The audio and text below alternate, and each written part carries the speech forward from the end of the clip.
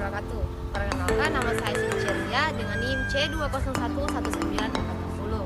Video ini dibuat dalam rangka untuk memenuhi salah satu tugas mata kuliah Bahasa Indonesia dengan dosen mengaku Rudianto SPD MPD. Langsung saja kita ke videonya. Check it out. Saya akan menjelaskan tentang tokoh ekonomi dan juga buku karangan dari tokoh tersebut. Ekonomi sering disebut sebagai jantungnya sebuah negara. Negara disebut maju jika sistem ekonomi yang mapan. Berbicara mengenai sistem ekonomi, tidak elok rasanya jika tidak menyinggung sosok bapak ekonomi versi barat Adam Smith. Dia merupakan ahli ekonomi filsuf sekaligus penulis. Siapa sebenarnya Adam Smith? Adam Smith lahir di Kirkcaldy, Skotlandia pada tanggal 5 Juni tahun 1723. Nama lengkap dari Adam Smith yaitu John Adam Smith.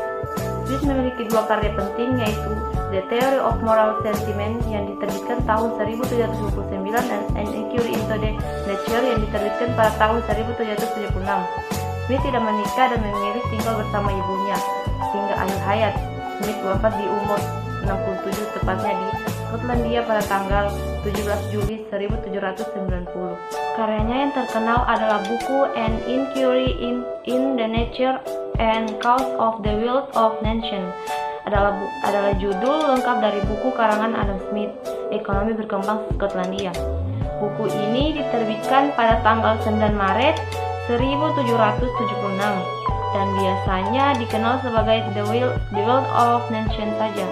Dari judulnya sendiri, buku itu menggambarkan tentang bangsa-bangsa, khususnya di Eropa, yang kaya-kaya dan sejahtera, yang mana buku itu menjelaskan apa yang menjadi sumber-sumber kekayaan bangsa-bangsa.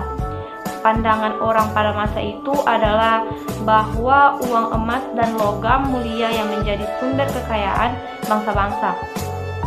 Pandangan tersebut diruntuhkan oleh karya Adam Smith ini.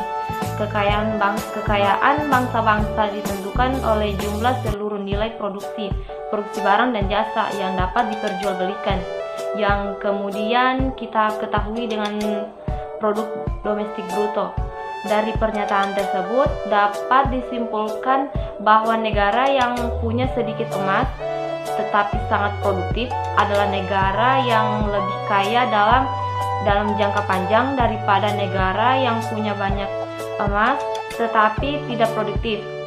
Di samping itu, buku ini jelas sekali menggambarkan tentang politik ekonomi yang terjadi pada awal revolusi industri dan diperkirakan menjadi buku teori ekonomi modern pertama yang mendapatkan sambutan luas di Inggris Raya, yaitu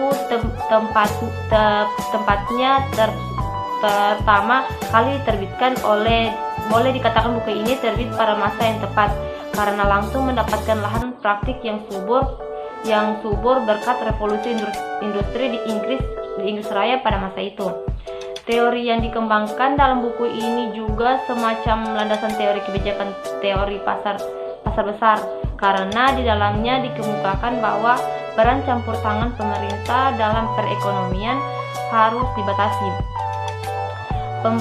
Pembatasannya itu sedemikian rupa sehingga perekonomian berjalan dengan dikendalikan oleh tangan-tangan tak kelihatan menurut istilah Adam Smith, yang tak lain adalah mekanisme tarikan permintaan dan penawaran yang sering disebut mekanisme pasar.